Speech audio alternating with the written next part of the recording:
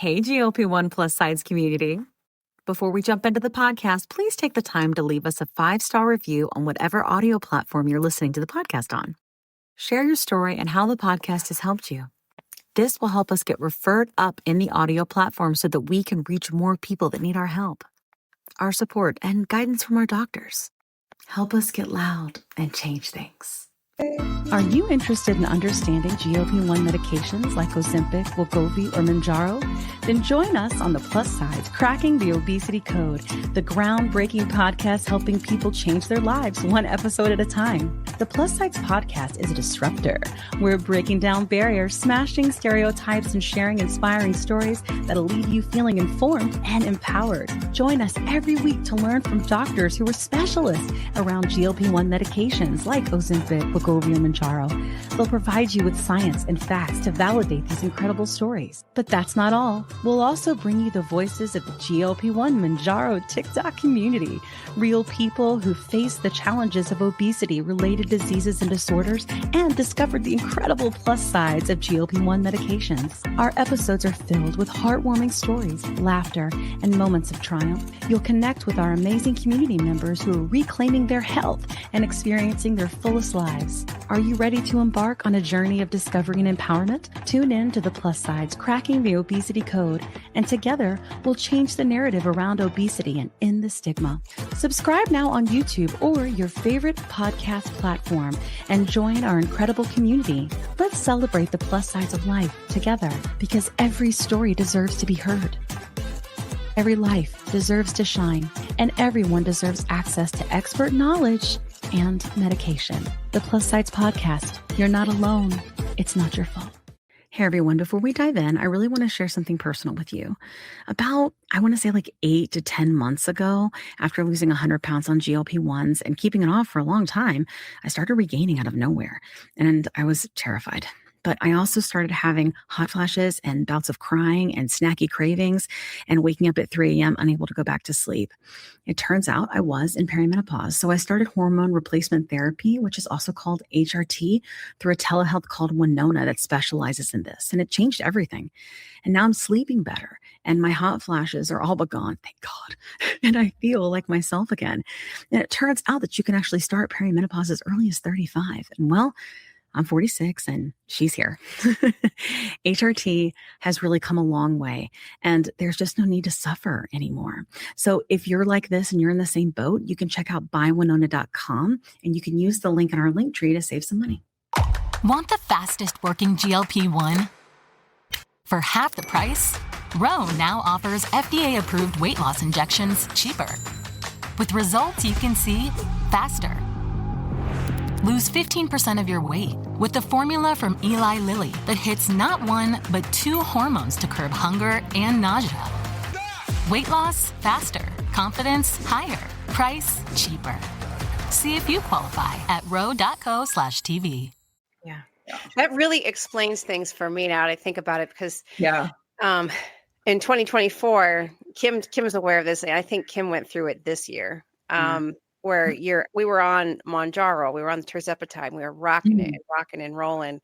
And at a certain point, it stopped. Like I fell off. But what happened before I got on and I decided I'm going to go to the HRT because my gynecologist said, hey, ma'am, you're in peri. So I went and got on HRT, and my big gripe while I'm still on tirzepatide was I felt like I was premenstrual and it never came. Yeah. My appetite was so like out of this world. Even though I was still on tirzepatide, I would get, like I always said, I'd get a nice wall, but that HRT was like a really great, like missing piece. Yeah. Like it stopped that premenstrual carbo load that I wanted every single day. Yeah. It was torture. It was torture. I was like, I've worked so hard to get to this point and now I'm getting it back. And what's going on? I'm getting a period twice a month. And I was like, what? No. So that makes sense. I hope everybody listening to this, if they haven't, if they're thinking, hey, I'm starting to experience regain or it's stopped working. What's wrong with me? Maybe, Maybe. Yeah. Honestly, I think we've seen it a lot because many of us, like, especially people that listen to our show, are like age 35 to 65. Like, we have a pretty big swath of people, right? That's kind of peak time for all this stuff to start. You know what I mean? So I think that people do have times where they start to regain and they do think it's quote stops working and things like that. And I think when you're on a GLP-1 journey, you have to remember that there are many reasons why you gain and even lose weight, right? Yeah. And I think that I think that understanding more about it is important. I will be honest. I'm still like very new, but I know when Kat and I went to the Your Weight Matters conference for the Obesity Action Coalition, food was really good there.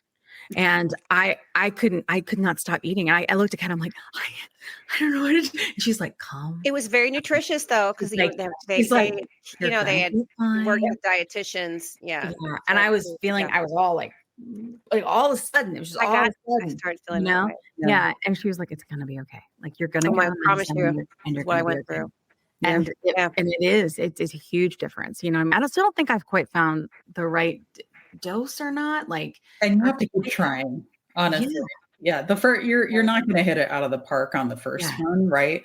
Especially now, as we're starting to treat more women, I think people are being conservative in their dosing out of the gate, right? Instead of just like getting you to where you need to be. But it's interesting because I have some of my patients who, well, first, perimenopause can start as early as 35, right?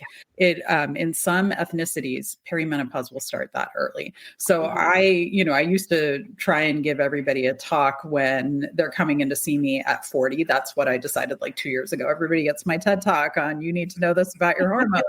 And then over the last few years, I was like, wait, but there's a lot of women who are, especially now that women are having kids later as well, that have their kids and go immediately into perimenopause and they can't differentiate between the two, right? So I started counseling women at 35 to start to look for these symptoms.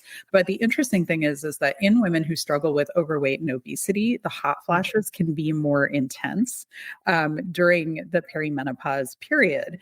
And then, it's interesting because the GLP-1s can actually help mitigate some of those hot flashes for a short period of time, because in what we call the temperature regulation zone of your brain, or the thermoregulatory zone of your brain, there's actually GLP-1 receptors there. So in my patients who are peri or menopausal, when they start a GLP-1, some of them actually have an initial relief of their hot flashes. But then as they lose weight and their fat mass is decreasing because the estrogen is dropping further, because you don't have as much fat tissue to make estrogen, their hot flashes come back and get worse, right? So it's kind of almost like this two-pronged effect where initially they feel some relief, but then the weight loss actually makes their hot flashes worse. And so I am a big proponent of treating both. You have to treat both. With the body composition changes that are happening in perimenopause and menopause, you are at a metabolic disadvantage for that if you're already struggling with overweight and obesity. And so you have to treat the overweight and obesity, and you have to treat the perimenopause. And actually, the International Menopause Society had a symposium, I want to say like a year or two ago, or maybe that's when I found it on YouTube, but they talk about that exact same thing, right? Like they run through all of these studies. It's very long. I don't remember how long I watched it for, but the conclusion at the end, I'll save you all the time. The conclusion at the end was you have to treat both, right? Which intuitively I think we know, but it was nice to see that validated in studies. Well, wouldn't it with your and this is just I'm not a doctor, of course, so you correct me if I'm wrong, but I know when we talk to Dr. Rosen, when we're on a GLP-1, that medication starts in the brain, right? Because that's where. Yeah. I would assume that's where all of our hormones kind of start, right? So that would make sense would it make sense for GLP and HRT to work together, because they're all both are kind of originating right up here in the brain. And how does that work together, like say within the endocrine system and through perimenopause together in sync? Yeah. And or is it in sync? I think, for women, it's kind of an interesting thing, right? Like with our ovaries being full of eggs when we're born to it declining over a period of time until we hit menopause and then having none. The brain is actually secreting FSH. The pituitary gland specifically is secreting two hormones, FSH, which is follicle stimulating hormone, and the other one is LH, which is luteinizing hormone. And they're kind of secreted in these pulses to make, for the first part of the menstrual cycle when the uterine lining is building up to this, if you don't ovulate and have a fertilized egg, to how the hormone levels decline. And then you have shedding of that layer before it builds back up again, right? And the shedding is the menstrual period. The brain is coordinating the symphony of things that's happening within your uterus and within to prepare the egg for release so that you can potentially procreate, right? And so it's interesting because I think the FSH and LH, I'm not sure what the connection would be to GLP-1, but they're kind of working independently. The end product of the estrogen being produced and the progesterone being produced is we do have estrogen receptors everywhere in our body, right? From kind of head to toe. And that's why you have such a variety of symptoms when you get into perimenopause and menopause, right? So if we start thinking top down, like the brain fog, the confusion, the mood changes, the anxiety, the depression, the irritability that comes out, difficulty with sleeping, difficulty with palpitations is a very common symptom, right? A lot of my friends who are cardiologists are like, these midlife women keep coming to see me because they have heart palpitations and there's nothing structurally wrong with their heart, or changes to the GI tract, or, and so on and so forth, joint pain, muscle weakness, all of these different things that can manifest in different ways. Genitourinary syndrome of menopause. It's because the estrogen receptors are not being fed throughout our whole body. Whereas I think the GLP-1 focuses much more in the brain compared to estrogen and progesterone. Yeah. So in terms of both of them, right? Because so Kat takes the pill and I do the creams. And I do feel like I fluctuate so much, and I always wonder how do you know like when you're getting the right dose or when to up or when to down? Like it's so hard to know how you're how you're reacting. I don't it's just I don't even know how to fill that out, or even I don't even know how to articulate that to my provider. Do you know what I mean? So one of the things that I utilize in my practice is we don't have a ton of great screening tools, but we do have one called the Green Climacteric Scale. And it is 21 of, the 80 plus symptoms of menopause in the thing. And you rank them. Plus. 80, yes. Wow. There's a lot, right? But this tool is the most validated one that we have. And it goes through 21 symptoms. You rank them to none, mild, moderate, or severe, and you get a score of 0, 1, 2, or 3 for each of them. So for every patient that comes into my practice, I do this as an initial starting point. And the score is out of 63. And the tool is that, like, if you have a score between 12 to 15 or higher, that means you're symptomatic from perimenopause or menopause, right? So I use that as like hey, you know what, you are symptomatic. It's not in your head. Let's go ahead and get you started. And then we're going to look at which symptoms actually improve like 6 weeks after we start you on therapy, 4 to 6 weeks after we start you on therapy. If something's getting better and something's not, then maybe at that point, let's make an adjustment to your doses and see how you're doing, right? That's my way of doing it. I think there's no right answer, but at least that way I have something that I'm tracking with my patients. And I'm actually trying to put together my own version of this that also takes metabolic health into consideration, because I don't think we talk about those things enough, right? I mean, I see blood sugars start to rise. All of a sudden, people are becoming pre-diabetic. Why, right? Or cholesterol jumps. I had one patient whose cholesterol went from like 180 to almost 300. Wow. Right? Nothing else. But then I put her on hormone replacement, and we checked it a few months later, and her cholesterol had dropped 80 points. So it was still elevated, but it wasn't as elevated, right? So there are things that you can track. Her prediabetes went away, which is amazing. Wow. Right. So there are different things that we can track metabolically that we should be tracking. I don't think there's enough data on it right now, but I'm trying to work that in with my patients to make sure we know how they're responding to things. Yeah, that's super interesting. Yeah. Yeah, because like I feel like I mean, I kind of went back to my doctor at one point and I said, I used to be really sensitive to birth control pills. Yeah. And so I told him, I was like, I'm very emotional. Like I keep crying, like I just be exercising and I'll just start crying. And I go, and I kind of remember when I was on birth control, like back in the day, it was sort of like that. And he's like, okay, let's go down to one pump, you know? And then eventually it was, let's take the estrogen down a little bit and go up on the progesterone or you know what I mean? And it's sort of been like that and kind of just balancing and trying to figure it out. And not every month is the same either. Yeah. And it seems to be, and like when it's a big stressful month, then do you guys hear that reverb? Is it me?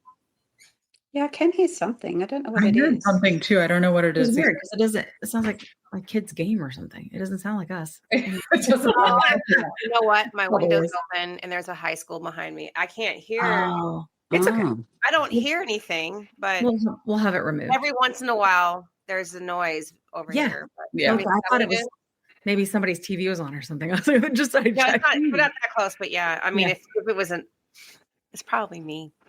It's not. It's fine. In terms of like figuring out or like why you need estrogen and progesterone, I did hear a doctor, her name is Dr. I feel like Tina or Tanya or something like that, but she's sort of a specialist in this area. And she was saying that sometimes she would control somebody's with HRT just with progesterone and not with estrogen. Have you heard of that?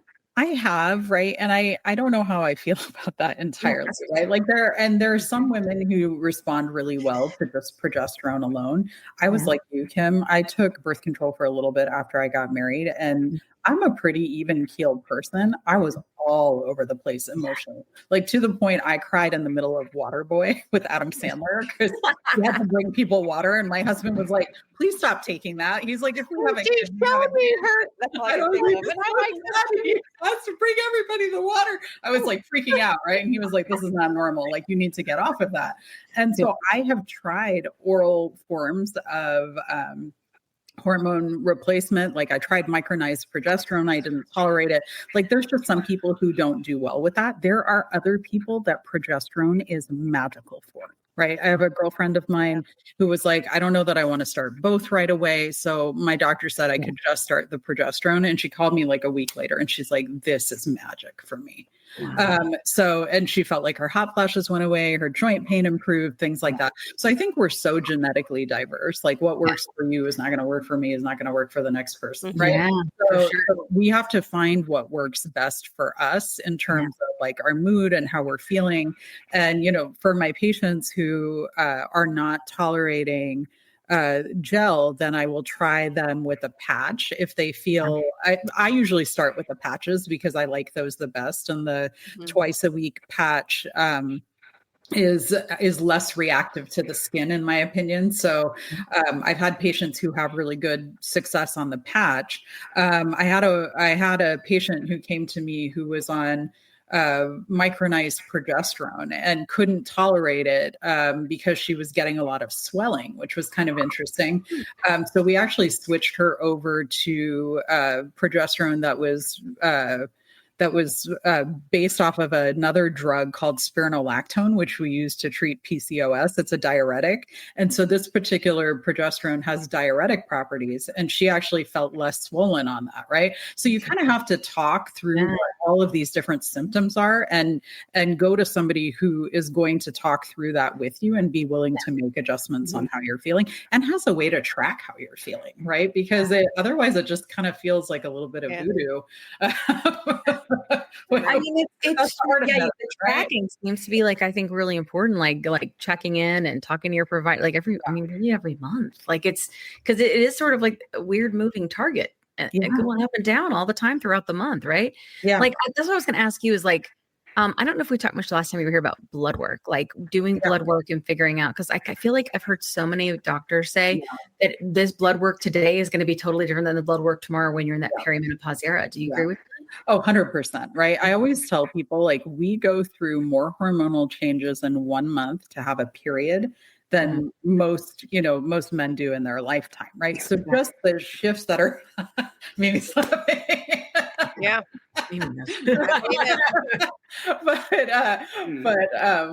Like just when you look at if you were to look at a graph of like what the hormones are doing during a menstrual cycle, they're at different points all the way through.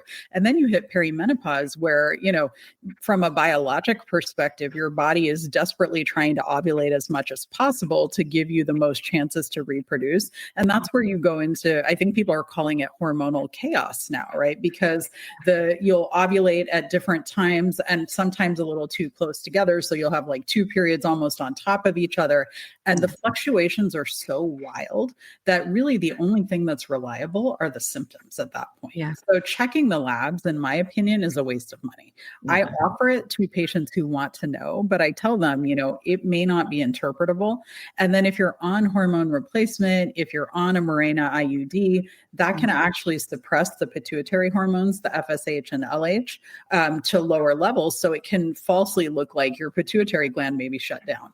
Because one of the ways that our pituitary works is it will send these positive signals to different things in our body, right? Like, so it'll signal to the thyroid to make thyroid hormone, to your adrenals to make cortisol, to your ovaries to make estrogen, for our male patients, for our male listeners, to the testes to make testosterone. Well, all of those hormones have this negative feedback effect on the pituitary. So it's like, when there's enough, it goes back and signals to the pituitary and it's like, hey, there's enough of me around. So modulate the signal so it's not like freaking out, right? But if there's not enough around, the pituitary gland starts amplifying it. So what happens in women who go through menopause or who are postmenopausal, 1 year post-menopause is when the labs will definitively show you're in menopause, because your body has been deprived of estrogen for so long that the FSH has risen up over 50 at that point. Wow. Yeah. So, I mean, that's really the only time that it's super reliable. Even in that 1 year after your final period, it's still a little bit of starts and fits. Wow. That's really the only time it's going to be very, very useful. There's also a lot of talk about, well, should I be checking my levels to make sure it's the right level as we move forward, right? And unfortunately, we have not had enough studies to validate this. And this is a sad statement on medical research, that we just haven't studied women's bodies. We don't know what a normal range is. The other part of it that makes it hard to establish a normal range is that we fluctuate so much during the cycle. What is normal, right? Yeah. What's normal at the beginning of the cycle is not normal at the end of the cycle. And it's hard to say. So sometimes I will do labs for women on day 3 of their period for the FSH and the estradiol, and day 19 or 18 for the progesterone. So we can see where they are at their peaks, right? And if they're truly low at that point and your cycle's predictable, okay, maybe it was marginally helpful. It's still not going to change what I'm going to do for you. I'm still going to offer you hormones and see if you can get your symptoms better, right? So it comes down to like where people are at in their understanding or desire to have that information. You mentioned that that we're still, which is amazing, because to the year 2025 that we are studying women's bodies, right? So I wanted to ask you, kind of to build on, like, so with HRT and GLP-1 together being combined for menopause, and peri, is that right now still currently like in trials clinically? Not even in trials yet. And then I was going to ask, what about Retatrutide? Because and then so that's like that's miles ahead, right? I'm actually, that is not even close to where we need to be. I wish, right? I don't. That just sounds like really, like a good nerd out kind of. Yeah, I don't think they'll have that data, validated in my lifetime, right? Or at least not when it'll be useful to me, which makes me sad. But we didn't start studying women until 1993. That makes, I mean, if you think about it, because especially when I talk to like old school men, and and the word menopause comes out of my mouth, they're like, "Whoa, I shouldn't have asked you anything." And I'm like, "That's right. Shut up." Like men are like, it's like, whoa. And I remember I said it once. We were in and it was like a co-ed department, not department, like it was a co-ed like crowd. And the women in my age group, they all started going, menopause, menopause, menopause. Because he was like, whoa, but that's true. I mean, 93, right? in 1993, and the Women's Health Initiative came out in 2002. So we didn't even have a decade before it all got shut down again. Yeah. Right? And even if you look at some of the animal, And when did they shut it down? It was like 2002 that the results came out. So that's not even 10 years, right? And those they didn't results shut it down per se, but they just weren't as motivated to do it. But were those the results? This was the first being studied in 93. Was that the results when they studied post-menopausal women, and then they were asserting that was causing cancer or heart disease?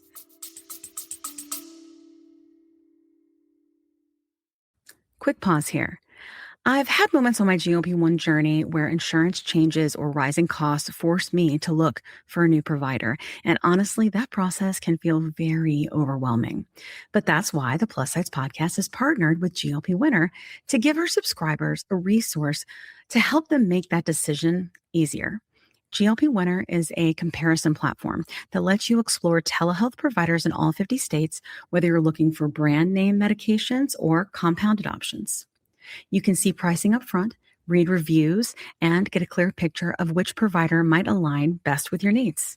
Check it out today at glpwinner.com/plus-sides.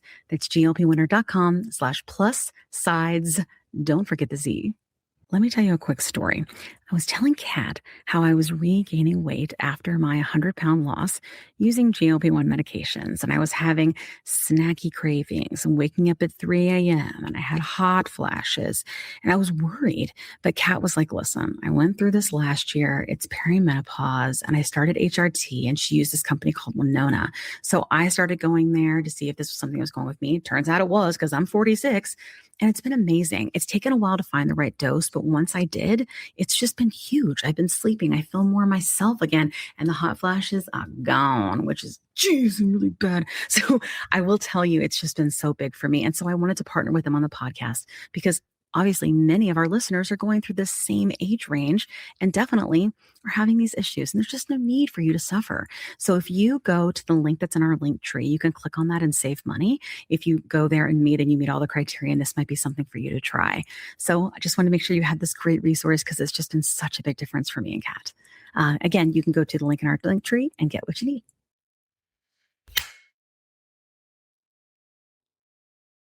$20 a week to lose 20% of your weight in a year with diet and exercise. That's the power of GLP-1s through Ro. Ro helps find the medication that's right for you, based on cost, availability, and your weight loss goals. Losing weight with GLP-1s is possible through Ro. You know, I have to go back and look at all of those. Like I think what they were thinking was that, you know, with these drops in hormones, that's why we see heart disease and stroke and stuff happen later in life, right? Because initially I remember when I was trained in medical school, which was in the early 2000s, we talked a lot about how men get heart disease younger, and for women it's delayed post-menopause. And that was where the theory came that, oh, those hormones must be protective. And that's why women don't have that type of stuff happening until later, right? So I think that's kind of what prompted the studying of that. But even in the animal model studies that they do, the mice that they study, that a lot of times they have oophorectomized them, meaning cut out their ovaries because the hormone fluctuations are too unpredictable. And you know, I'm not even kidding. Like, we're not ovary-less mice, right? No, that's kind of the whole point. The ovaries, you know what I mean? Like, right? Pain in the ass, you know. Right. Source of life, pain in the ass, all of the things. I don't know. That could be a definite, like, what metaphor? Source of life and a pain in the ass. That's right. So true. That's what we'll call this episode. I was wondering about it was a while ago when we were first sort of, Kat and I were kind of dabbling, wanting to know more about this. Yeah. And a gentleman came on and he said that his wife did some testosterone, like low dose testosterone. Yeah. And I've heard of such. In the practice I go to, they give us DHA. Yeah. Yeah. But it's not testosterone. They don't do that. But what is that? Like, what's up with that? Yeah. So Sorry. I think testosterone has not been studied in women appropriately, right? The Endocrine Society, which is like one of our big societies for endocrinology, was very anti-testosterone in women. And I think that slant is because we see a lot of women with PCOS who have very high levels of testosterone, and we are actively trying to lower them, right? Yeah. But what we hadn't considered is in women who, like, for example, go through premature ovarian failure or, have to have a total hysterectomy initially, like 50% of your testosterone production comes from your ovaries. The other 50% is from your adrenal glands, right? So I think in everybody's mind, it was like, oh, well, the adrenals will kick in and they'll do what we need to do. So it's not that big of a deal. And there was actually a position statement out that said women should not be given testosterone. They have since recanted that, as more studies have shown that testosterone is actually very important, especially for treatment of hyposexual desire disorder. So for women who are struggling with low libido, I think we still need to study it more to see if there are cardiovascular benefits and things like that. Because if you look at the whole steroid pathway of how, cholesterol gets turned into all these different hormones, testosterone, when it is done being made, if there's an excess of it, the body actually turns that testosterone into estrogen. Wow. Yeah. So I think it's like TBD. I do offer it to my patients for people who are struggling with low libido.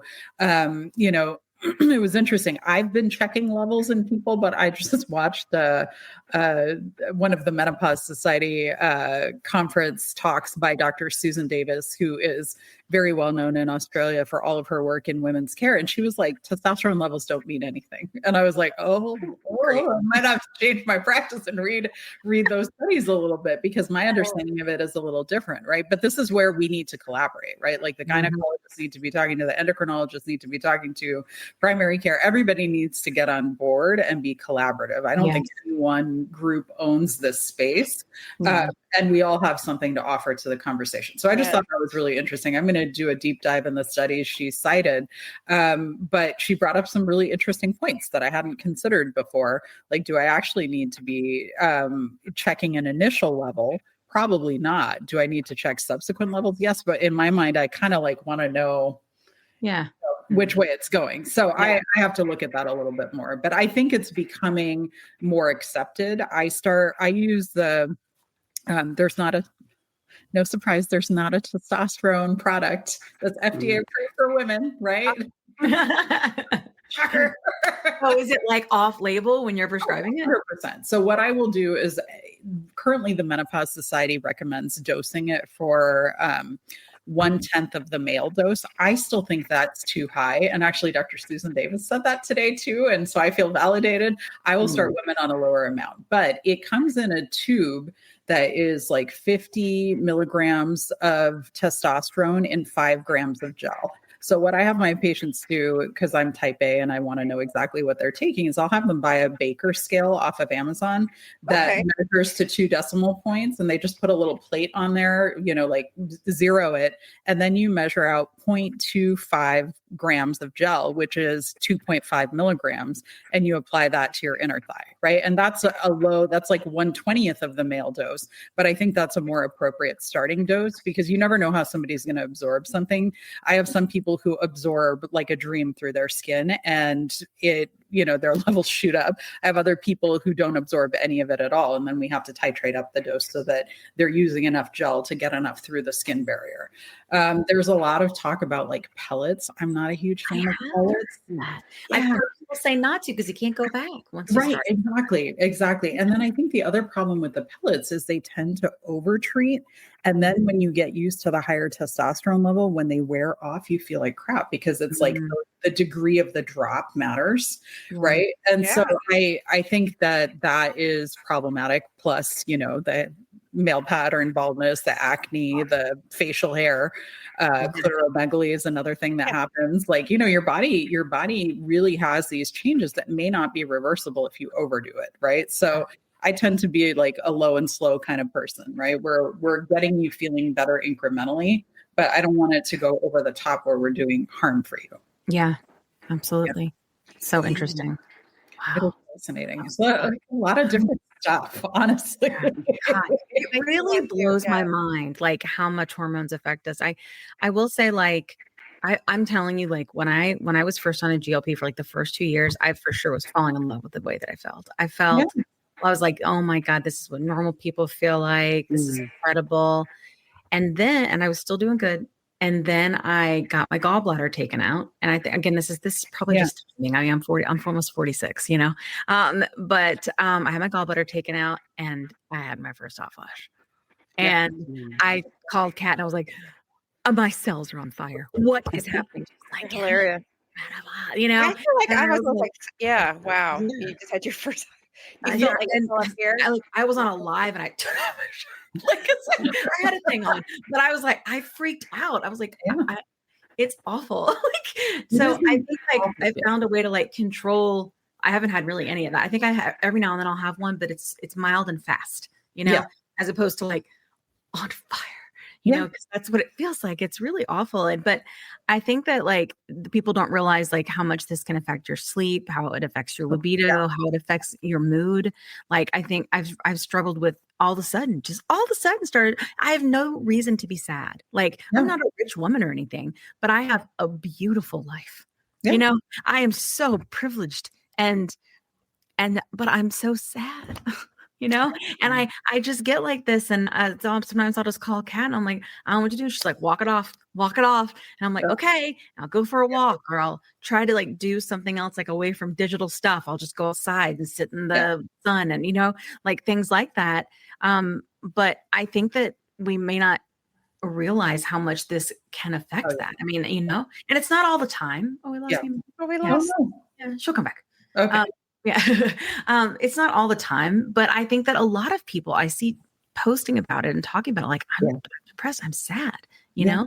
And it's real, right? Like, That's a big part about it. Yeah, I've always, I guess, seen that the depression is a big part of peri, right? Yeah, for me, it was actually the anxiety, right? That And the too. anxiety was crippling for me, honestly. It was scary. I was just like, what is this feeling? Because I've never quite felt that way. And it's amazing. Like, when I started on an estrogen patch, it was life-changing for me. It, like, went away. Right. And I think that we underestimate that. Sleep is another one that we seriously underestimate. So estrogen, when your estrogen levels drop, you don't go into that deep REM sleep as much. But my sister is a TMJ specialist, and she and I were talking about, I saw it on the list. Perimenopause. Yeah, but here's an interesting thing with TMJ. A lot of it can be due to sleep apnea, and 80% of women who have sleep apnea don't actually know that they have it, right? Because it will happen regardless of what your body size is. So it can happen in people who are normal BMI, it can happen in people who have overweight or obesity, but the mechanism in perimenopause and menopause is that we know that it's already, like, you're losing muscle mass through the rest of your body. Why would that not happen in your neck and in your jaw? The same thing is happening in those areas, right? And so basically what happens is your airway collapses on itself, even if you haven't gained weight in your neck and causing that pressure. It's because the muscles can't hold it open. So your airway restricts, and you can have sleep apnea develop because of that. Can we do exercises to strengthen these muscles? Like, I'd have to ask my sister that. She practices, like, very holistically, which I really appreciate. But she is a TMJ specialist. That's all she does in her practice. And she works with, like, a chiropractor, a massage therapist, and she has all of these different things. But I don't know that it's enough to prop that, like, that airway. Yeah. We use this orthotic devices that are very specific for TMJ and sleep apnea to help her patients. And she's a big proponent of using CPAP if you need it. Yeah. I used to have a CPAP before I lost all the weight. And then at one point I found myself just, like, waking up and feeling like I had slept 5 hours and I had slept 2. And I was like, okay, I'm going to stop using it. And I stopped using it. But then this whole perimenopause thing happened. And now I think I need to use it again because I do have TMJ. Interesting. When I wake up in the morning, my teeth hurt. Yeah. It's because you're clenching, right? And most people, as opposed to, and I'm quoting my sister on all of this, I should give you her contact. You should have her on the show. She's fabulous. I agree. Yes, But she was telling me that when more people clench than they grind, and when you clench your teeth, you are exerting 80 pounds of pressure on your teeth. Wow. And she gets mad at me, and I have to go do an evaluation with her at some point. She's like, when are you going to get your butt down to Vancouver where I can check you out? I get it. I'll be there at some point. But she was telling me that she sees people break their teeth off just from the degree of grinding. Right. And I have a special, my dentist made it for me. I had to get a crown. It was, I had a cavity filled like 3 times on this tooth. Right. And it had it was my back bracket from my braces. So it was already weakened, but I had cracked that tooth in half and I had to get a crown. Yeah. And he's like, could you grind? So now and it's expensive. And so I am so freaked out about it. It was that apparatus I put in my mouth every night was like $1,500 with insurance. So I was like, wow. Yeah. But that's one of the sad things. So my sister really advocates for her TMJ patients, and medical insurance doesn't cover those appliances, and neither does dental insurance, right? For her treatment. There wasn't much coverage. I think maybe they covered about 500 of it. That was it. Yeah. It's like minimal. It was expensive, but it's worth it. Because going through that process with my crown was traumatizing. I can only imagine. I mean, I feel like I'll put any sort of protection. Yeah. Wow. Yeah. And Kim, you're going to have to do something. You don't want any of your teeth to get cracked. I mean, I'm due to do a new, it's probably just time to get a new sleep study too. Right. Yeah. You know, so, I don't know, insurance and healthcare and all the things will be. That's why we do this podcast. Yeah. I know. Yeah. Right. We got to talk to your sister. She's her name's Priya Mystery. She's on TikTok and Instagram as the TMJ doc. And she's hold that thought. Huh? Let's hold that thought. Let's put her up. I'm sure you follow her. She's got like 50,000 plus followers on both platforms. I feel like I really do. Like now that you say that, I feel like I have seen somebody and I was like, isn't that interesting? Yeah. So now we have to think from grinding in perimenopause as well, because and for sure my face over the past year, 2 years specifically, not just the weight loss, it's drooped. It's not just from the weight pulling down. My face is changing. Like my bones have changed, and the shape. It's not just like I know we shrink, right? Our face looks different. But I've been this size before. My face is drooping. Like it's because our collagen starts decreasing substantially in our 30s, right? So we don't have that tissue to bounce back and have our faces look the same. Yeah. It's interesting. There's some companies now that are creating compounded face estriol creams. Yeah, and they're supposed to be really good. I think will that affect other hormones though? Like if you're on HRT, you know what I mean? Theoretically, the dose is so low that it should not, because it's it shouldn't, because the dose is so low in it, but there's not enough studies to validate that. Yeah. I think the studies that do look at it actually show it's most helpful for the under eye. Compared to the rest of the face. So, I was like, I'll dab a little under my eyes. Yeah. Put my hands on it. Get those bags to go away. Agreed now. Yeah. Yeah. One thing that I did want to talk about that wasn't on our let's do. This was a big thing that came out this year in the American Diabetes Association Standard of Care, and it was all around bone health in people who had diabetes. So I did this huge deep dive into what that meant, because we already know that women who go through menopause are at risk for osteoporosis. One of the things that is kind of a lie that we've told ourselves is that the more you weigh, the more protected your bones are. There's actually data that shows people who have a BMI 35 and over are at a higher risk for an osteoporotic fracture. And if they have diabetes, the fracture risk is actually higher in men, which blew my mind, right? And they have a higher mortality from those osteoporotic fractures. So this is like my new PSA to people. It's kind of depressing data. Our mutual friend, Mateo's like, please don't post about that on TikTok. I'm like, but the people have to know. And she's like, it's depressing. I was like, okay. But I feel like people should know, right? Especially for women who are, or postmenopausal who are struggling with overweight and obesity, we need to make sure that you're getting your bone density scans, because it is estimated that 1 in 2 women will have an osteoporosis related fracture in her lifetime. That's half of us on this call, Yes. right? Half of us. It is. Half of us. And the mortality from these fractures increases the older that we get. And so I'm a big fan of doing a bone density scan at the age of 50 instead of waiting until much later. And I've had women in their 40s who go through early menopause who already have osteoporosis or osteopenia. And so that is a whole other conversation, probably a different topic, but I wanted to make sure.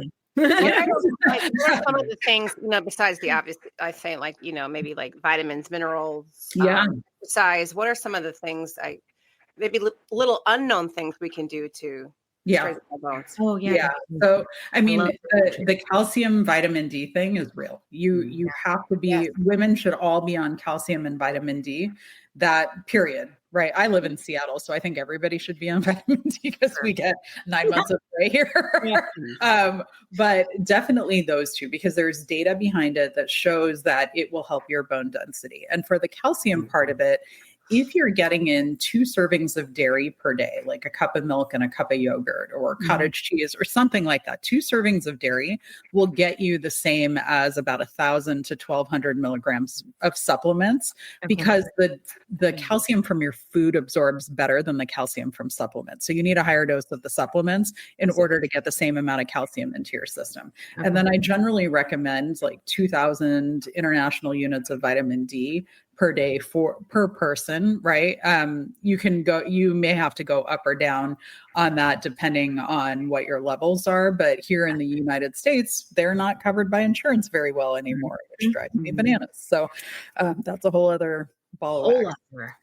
Yeah, I know.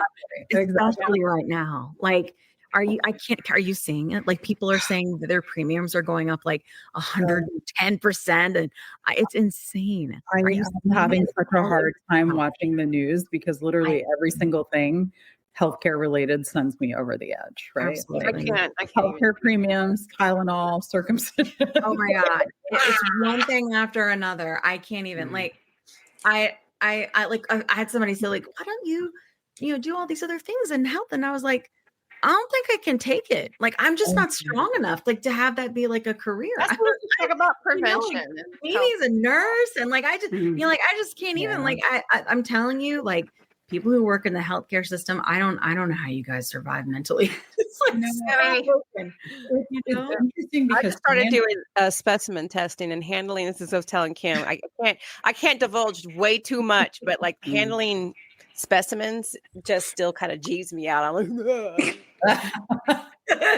I told her, I was like, you're a nurse. You've got your gloves on. You just need to think like a nurse, cat. You're a nurse cat in that moment. I don't do well with vomit or like snot. So I get it, right? Like there's all things that set us off. But it's I'm not going with vomiting. But it's interesting because I feel like science has almost become optional, right? And unfortunately, a lot of that is the distrust in the medical system, right? And we see it especially strong in our communities that are marginalized and are not well represented. So our patients who struggle with overweight and obesity, our female patients, like the people who are not getting answers and feel like they're getting gaslit in the doctor's office, that's going to be a problem, right? And then in the United States, we have a whole system that has developed because, in the 80s and 90s, we had people who were going on cruises and getting Rolexes from pharma for prescribing stuff, or they were doing procedures that weren't necessary. And then government regulation came in super hard. And it's almost like when you pull the pendulum up here because things get so extreme and you drop it, it's going to definitely catch the momentum to swing all the way the other way. And I kind of feel like we're at that other end right now. So hopefully it'll I think also that could be, like I feel like we had that old school notion of medicine for the longest time where I am the doctor, typically white male, I'm dismissive. What I say goes, and I know. I know more than you. Like, that was the vibe. And it has recently, only like just as of recently, become more and more collaborative. So you still have this distrust as well. But I hope, like, with doing this work, people can start to see that medicine is definitely evolving. It is. It is. And for the first time, Care is definitely 3 or 4 years ago, we had more women matriculating into medical school than men. It was like 51% versus 49. And I think that, we haven't had female representation until very recently. To your point, Kat, it was very paternalistic, and you just did what the doctor said. Yeah. Yeah, absolutely. I feel glad that that's changing. So our friend Sabina that you were on, remember we talked on, right? She was saying to me when I met her, she was like, I really do think that this is the pressure. This is the thing that could change our system, that will actually get it to change. Like, because there are so many people that are sick and the medicine's so out of reach, right? Yeah. And I think she's right. And I think we're seeing that change in a lot of different ways, in participating in your care, right? And, more things with women, and from like we're talking about here with like HRT and all these things. Like, I think we're seeing, I think more females, I think we're seeing more women. I especially love when you meet a doctor that also takes GLP-1, like that's like a whole different story, especially if they're open about it. Like there's a level of that is necessary. And the reason I say that is because I see it firsthand when I'm on a live, right? And I think I've mentioned this before, but people come and ask me questions about side effects. Yeah. And I'll tell them, listen, I'm going to tell you what I did, but you got to go tell your doctor. And he's not going to take you off of it, right? They're not going to take you off of it. We're past that now, right? If they do, don't worry, come back. I'll find another doctor, And I tell them but the reason they're coming to me first, right, is because the trust is broken. 100% broken with the provider. But I think if providers can find more ways to be like, here's what I think. What do you think about that? How do you feel about what I just said? Like, and I know that takes an extra couple minutes, but honestly, we have to have people like you specifically use the word, I think, participate. I think is the word that you use. Participate in the care, right? And I think that especially when you have obesity, like I say all the time, like when I went to see my nurse practitioner when I first started on these medicines. I was complaining about I had only lost 10 pounds. I didn't know it was wrong. I was in a defensive place. And so we go in, we sit down. She puts her computer down and sits down right across from me. And she's like, let's just talk for a few minutes. And she's like, I heard what you said. Like, I heard that you said you only lost 10 pounds. And that's such a win. 10 pounds is a massive amount of weight. Yes. And I just got in a place to receive. And then my whole life changed. Right? Like the treatment of care, the questions that I asked, and questioning authority in many different ways. Right. And all of these things like got better, and not in a bad way, in a good way. Right. Like, I mean, well, not in the beginning. I was pretty shouty and mean in the beginning, but but this shows I was mad. I was so mad in the beginning because I was like, why didn't I know about this sooner? Why doesn't everybody have it? Like I was just angry. And then people were so mean about it. But now I'm more like, I come from a place of, it doesn't matter really what this person thinks that made this comment or whatever. It matters what everybody else thinks that's around. That's listening. So I can handle it better and not get so pissy. unless it's almost that time of the month and then all bets are off. Right? I find too, like sometimes my husband, like he'll do anything wrong and I'll just be like, rawr! And he'll go, that's a thing with perimenopause too. Oh, absolutely. When I started my lack of sleep. Yeah. I'm sorry, that was not matching your energy. Like that was insane. That's anyway. I can tell I'm like dwindling. I think we have a great episode. Do we feel like we covered everything we wanted to cover today? We covered everything, honestly. Oh, and let me make sure. This is your sister, right? Yes, that's her. Oh, good. Send to Sister, I'll be if you watch this and listen, I'll be contacting you. Yeah, I'll be reaching out soon. We need to have a TMJ slash CPAP discussion. I think she's really fun to talk to. I love that. She looks fun. Oh, she's wearing pink. That's happy. Pink's her favorite color. So this has been a lovely conversation, ladies. Thank you so much for joining and being so open and honest. And thank you so much, Dr. Patil, for coming and educating us. And Mimi, thank you for giving us the tea, girl. Like, that was a story. Dang. My husband's gonna watch it back and go, I'm gonna cut this whole thing for Mimi, make a separate video. I'm gonna be like, okay. He's gonna love it. Bear only with the exception of like, and then Dr. Patil said, well, it might not even be in our lifetime when we see a trial. Retta with Yeah, I know. Yes, we have seen the trial. It's me. No, wait, no, she's not. I know. I'm sorry. I was already postmenopausal. Yeah.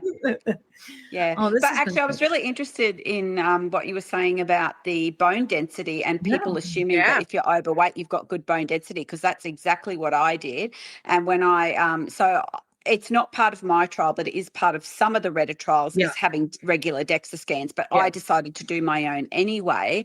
And when I had my first DEXA scan, I already had osteopenia and I had no idea. But the amazing thing about that, so I did then go to the trial staff and said, look, I've got osteopenia. Can I start on some vitamin D? Can I start on some calcium? I'm going to increase my weight bearing exercise. And they said, yep, that all sounds good.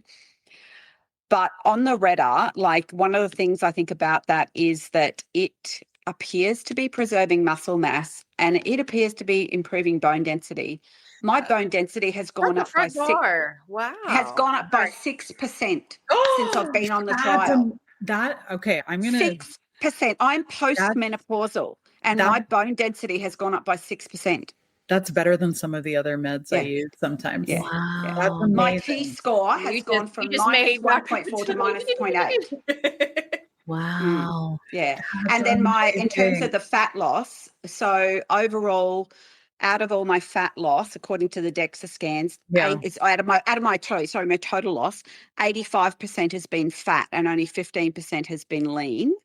Wow. And when I started, I was 56% fat, 44% lean, and now I'm 61% lean, 39% fat.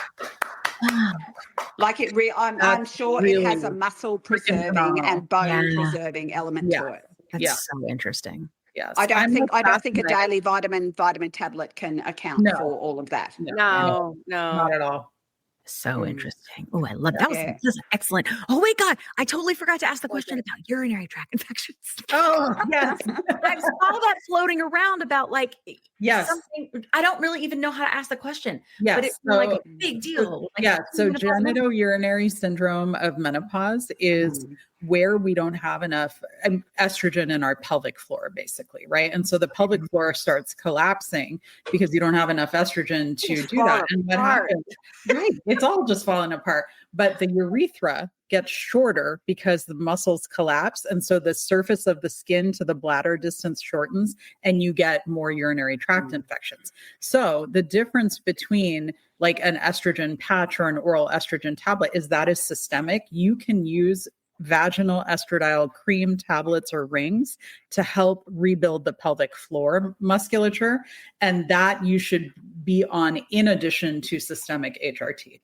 Okay. It reduces the risk of UTI. Because I'm just going to say it, guys. I have to work really hard to pee. Yeah. Like it's new. It's been getting worse over the past 2 years. Shocking. I don't know. In addition to vaginal estrogen, life-changing. I have to it's crazy. Okay. All right. I'm gonna. You have to sit. I have to sit at a certain angle. If I don't sit at a certain angle, it doesn't work. I have to be like, I know we're in there. Here we go. And I was like, what is wrong? And all you know what my OBGYN said? Yeah. It was because you were fat for so long. No. Always. I'm not even serious. I'm dead serious. The one who said the thing about me, about how I should be 135 pounds, that one, that song, I had a big moment about it. Yeah, I know. Don't even. That makes me mad. That makes me mad on your behalf. And I'm sorry. I was so upset. Like, I can't even. It was awful. And I was, the reason I told Kat I was so upset is that I'm an advocate for other people. And in that moment, under that cloth, like, because I forgot everything. And I just was like, terrible. Well, you're vulnerable. You're not going to pop off when you got half your clothes on. Yeah. That's okay. I popped off in the car on TikTok. I'm glad. And hopefully found a new doctor. Yes. Yeah, for sure. Well, speaking of, I'm going to say this. That's really good to know. Right. That's what causes the urinary tract infection. Yeah. Have you seen this video? I think it's about 2 years old. She made a song of we've never studied the female body. It's a great song. I will have to look that up. Yeah, send it to all up on my feed now that we're talking about it and you showed it to me, right? This perfect entrance into what Amy was saying. Yeah. All right. This has been so good, guys. Thanks. I wanted to get into that last question. Yeah, no, I'm so glad I see it floating around. I didn't understand it. Yeah. But now I do. Yeah, I didn't understand. Wow. Okay. Yeah. All right, guys. Talk to your doctor. I love you so much. And we will see you in 2 weeks. Jerk, find another one. Oh, wait. Dr. Patil, I'm going to put all your links in the thing, but do you want to tell people where to find you? And Mimi also. Yes. So my menopause practice is located in Redmond, Washington. It's called Eastside Menopause and Metabolism. My website is eastsidmm.com. My husband told me not to put the www in front of it because it ages me. I was like, do people not say that? He's like, no, people don't say that. And then my Instagram and TikTok handle are the same, which is at Dr. Patil-Sisodia, no hyphen in there. So reach out to me. I love interacting with people. I love, if there's certain types of content you want to see, let me know. Awesome. I want to thank you for, she made a content about reducing sugar in your coffee drinks using like half the pumps. And it's a great tip. I shared it. Yeah. Oh, thank you. Yeah. It's like really, yeah. It's amazing how your taste buds readjust. Mm-hmm. Eat less sugar. GLP. Yeah. Yeah. Nothing tastes good on a GLP. Yeah. So not for a while. It takes a while. Mimi, follow her. We find you. So I'm Mimi in Oz on most socials. I do have AUS, not Oz, like what you're thinking. Correct, yeah, AUS. I know you are. Except on TikTok because I got banned because mentioning the clinical trial word. On TikTok? No, we were No, she has another one.